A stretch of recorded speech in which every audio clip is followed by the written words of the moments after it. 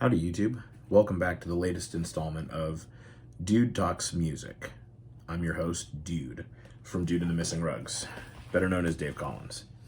So, as I mentioned in the last video, I am going to talk about my favorite singer-songwriter this week. And, frankly, one of my favorite artists of all time. He is the genius behind records like this, Chocolate City by Parliament. Also, Funkadelic. And, of course, you can't talk about Funkadelic without talking about Maggot Brain. Yeah, I am, of course, talking about the legend, the visionary, Dr. Funkenstein himself, George Clinton. Now, I'm going to be careful here because I could very easily spend 20 minutes talking about the great Dr. Funkenstein himself, the king of interplanetary funksmanship, the legend that is George Clinton. But I'll start by saying that he began his career in the 1950s doing doo-wop, and then he managed to land multiple record deals at once during the 70s. He had records with Bootsy Collins, which we have. One example of a George Clinton record is this, Bootsy Collins, Bootsy's Rubber Band. Bootsy was a bass player for, he played for James Brown and James Brown's band for a while, and then he joined Parliament. He joined up with George Clinton and made some records on his own, and he played bass in Parliament and Funkadelic and the P-Funk All-Stars, I think, and he's still rocking and rolling and making killer music today. And anyway, there's so many things that are really great about George Clinton. I mean, you could start with just the album art alone. And it's something that we don't really appreciate as much today, especially in the world of like making singles. We don't, except for people that collect vinyl, you wouldn't know if for younger generations, for people that are under 30, you don't really have an appreciation for like CDs the way that people over 30 would, because they grew up with that. And then people older than that had records. And, some people are getting into collecting records today. I do a little bit. I don't have a tremendously great collection, but I love the sound of vinyl. I like it better than any other medium. So that's why I collect records and listen to music through records. But my point in that tangent is to say that from the 1950s until like pretty much today, George Clinton has been rocking and making kick-ass music.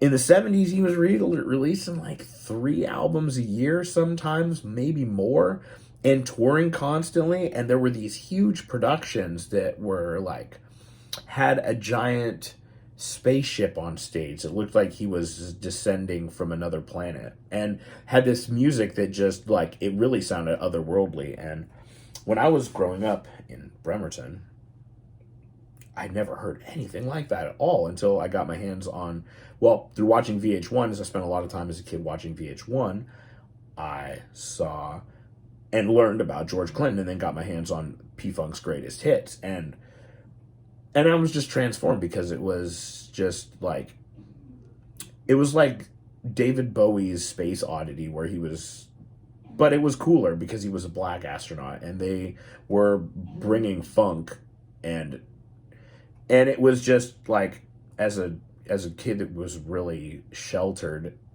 during my childhood and didn't get to listen to a lot of cool music, it still to this day blows my mind about how great it is. And moreover, if you are a fan of 90s hip-hop like I am, then like, it's filled with samples. Ice Cube, Snoop Dogg. If you look at, so many awesome samples were just straight P-Funk songs. So it had huge influence on West Coast hip-hop as well. And Red Hot Chili Peppers recorded Freaky Styley with George Clinton, and that changed their direction in a way that, that surely had a great influence on it. So, and then, and you know, for my music, I try to write as funky bass lines as possible sometimes. And just between that and trying to always focus on the one, which is, again, another concept that came from James Brown,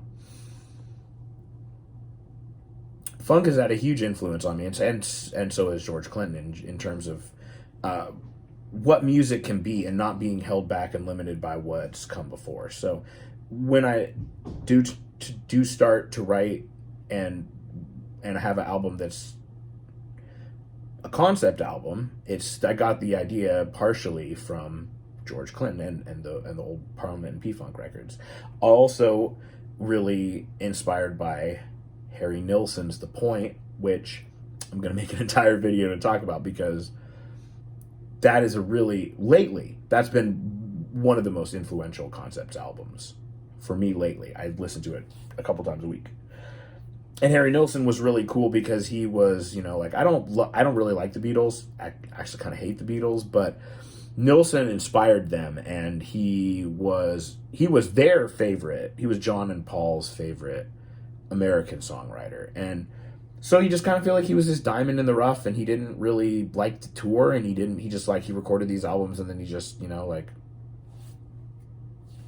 made them, and then just kind of like didn't, and he disappeared for like 25 years, and then came back and like recorded one more album before he died. And anyway, but this isn't to talk about Harry Nilsson. It's just kind of like prime you for what the next video is. And you know, like, I don't have a ton more to say about George Clinton and how important and influential he was for me, but I will say that this is probably only part one, because I do want to cover this in a lot more detail in the future.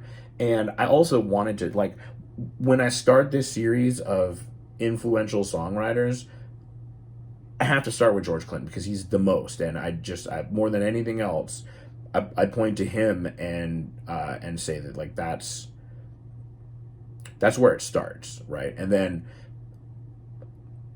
Jimi Hendrix had a huge influence on the way that I play guitar and the way that I conceptualize and think about guitar. But that's only one aspect of the way that I make music. And when it comes to, like, more of the totality in how music is made, I like the way that George Clinton does it. And yeah. So if you liked this video, you should smash that subscribe button, and check back again next week where I'm going to talk about The Point. And if you are interested in hearing the kind of music that I make, you can check me out on TikTok. There's a link in the channel. And I also post probably 2 or 3 times a day over there. And that's a really good way to find me. I'm on Twitter as well. So however you want, whichever way, if you dug this and you want to learn more, check back again next week. Have a great day, and cheers.